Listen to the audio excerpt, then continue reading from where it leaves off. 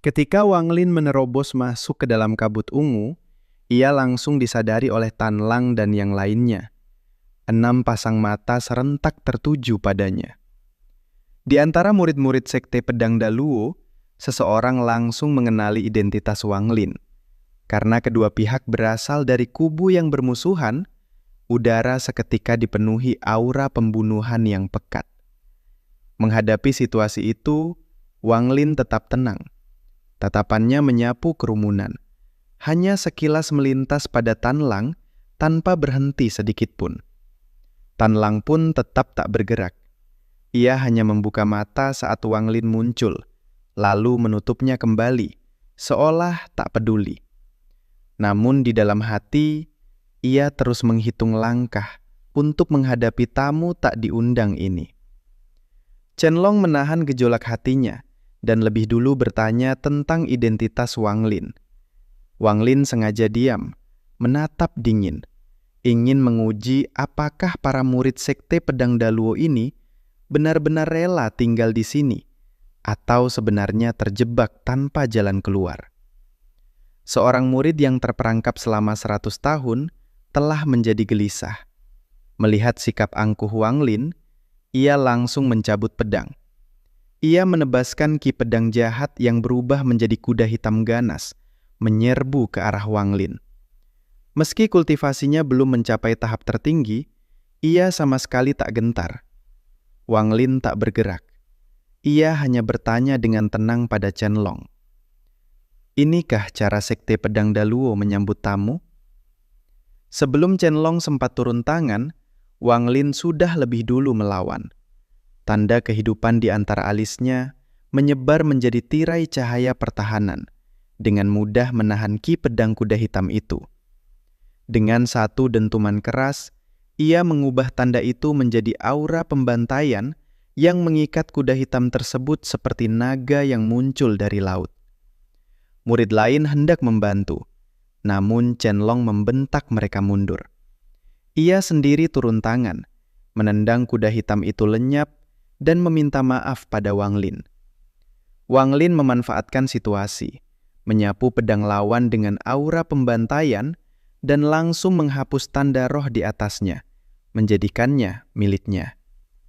Murid yang kehilangan pedang memuntahkan darah akibat serangan balik, namun tak berani membantah di bawah ancaman Chen Long. Wang Lin semakin yakin, mereka memang terjebak dan membutuhkan kekuatannya. Tak lama kemudian, Tan Lang akhirnya membuka suara, mencoba memancing soal teman tersembunyi Wang Lin. Ia sangat waspada terhadap kekuatan misterius itu.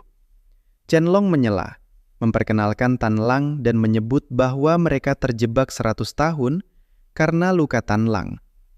Kata-kata itu semakin membuat Wang Lin sadar bahwa Chen Long bukan orang sederhana.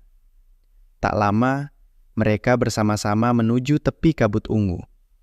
Di luar, Wang Lin terkejut melihat lautan binatang pola, Wenshou, yang ganas. Pemandangan yang sama persis seperti yang pernah ia lihat dalam warisan dewa kuno. Tiba-tiba Tan Lang berkhianat. Ia menggunakan sebuah kuali kecil untuk melindungi diri dan menerobos keluar, berniat menjadikan murid Sekte Pedang Daluo sebagai korban persembahan. Kabut ungu menyusut cepat, membentuk penghalang mematikan. Murid-murid terperangkap dan energi mereka terkikis. Chen Long akhirnya melepaskan pedang jiwa asalnya, membuka celah kecil, dan melarikan diri seorang diri, meninggalkan 4 muridnya dalam keputusasaan. Dalam kabut, Wang Lin bergerak seperti bayangan. Dengan bantuan Zoe, ia membantai satu persatu murid yang tersisa, merampas pedang dan ki pedang mereka. Dalam waktu singkat, ia memperoleh 3 pedang tambahan dan 2 helai ki pedang Ling Tianhou. Sementara itu di luar, Chen Long dan Tan Lang bertarung di antara ribuan binatang pola. Tan Lang menggunakan berbagai harta sihir, termasuk 7 jarum iblis, dan bahkan membakar dupa abadi Tianming untuk membebaskan diri. Ketika kabut ungu menghilang, terbentuklah sebuah token kuno berkilau emas ungu di udara. Chen Long dan Wang Lin berebut. Dengan teknik pembekuan ruang miliknya, Wang Lin berhasil menghentikan Chen Long sekejap dan merebut token itu tepat sebelum Tan Lang menyentuhnya. Tan Lang mengamuk, mengeluarkan berbagai harta dan bahkan melepaskan Yuan Shen keduanya, yang ternyata adalah seekor naga petir purba yang tersegel sejak lama. Pertarungan dahsyat terjadi di dalam jurang. Wang Lin menggunakan formasi 3 pedang dan berbagai teknik, akhirnya menghancurkan segel pengendali di dahi Yuan Shen kedua. Naga petir itu pun benar-benar terbangun. Namun kekuatan jurang di bawah mereka jauh lebih mengerikan. Daya tarik misterius dari dasar jurang mulai menyedot segalanya, termasuk bola petir naga itu. Wang Lin menancapkan 3 pedangnya ke dinding jurang dan berpegangan mati-matian. Bola petir raksasa itu tersedot habis ke kedalaman tak berujung. Naga petir purba akhirnya merasa takut. Ia mencoba melarikan diri, namun daya hisap semakin kuat. Wang Lin menatap dingin. Jika bukan karena naga itu yang terus mengejarnya, ia takkan terdesak sedalam ini. Namun kini, di kedalaman seperti ini, ia sudah tak mungkin kembali ke atas. Dengan suara rendah yang berat, ia pun berputar liar. Tanpa ragu, ia segera mengeluarkan teknik imobilisasi abadi.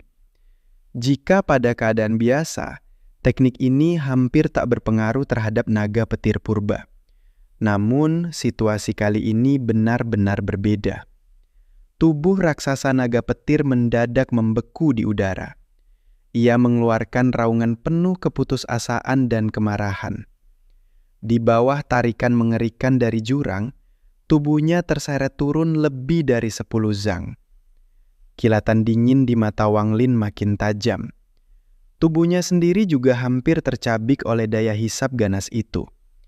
3 pedang berwarna-warni bergesekan dengan dinding jurang, memercikkan bunga api gemerlap dan meninggalkan 3 bekas goresan dalam.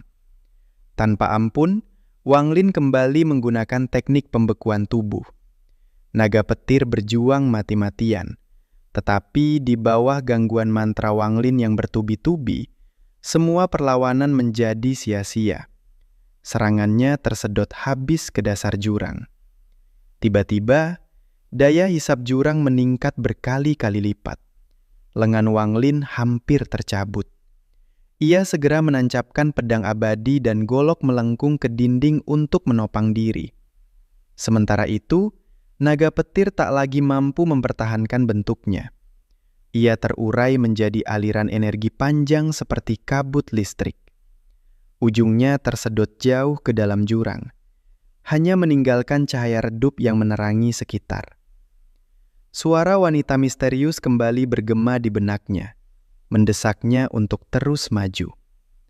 Dengan bantuan cahaya samar itu, Wang Lin melihat di bawah ada tonjolan batu besar.